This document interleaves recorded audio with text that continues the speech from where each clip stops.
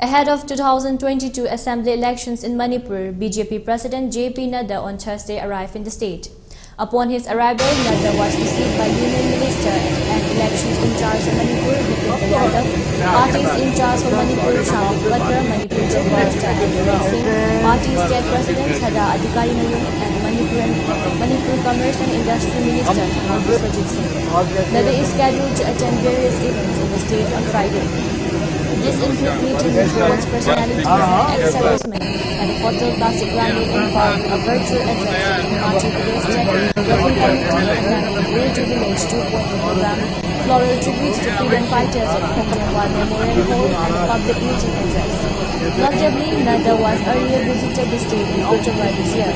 BJP came to power in Manipur for the first time in 2017. The tenure of the Manipur Legislative Assembly, which consists of 60 members, is scheduled to end on March 19, 2022. Recently, Union Home Minister Amit Saha led the foundation stone of Rani Gaidindu Tribal Freedom Fighters Museums in Manipur via video conferencing.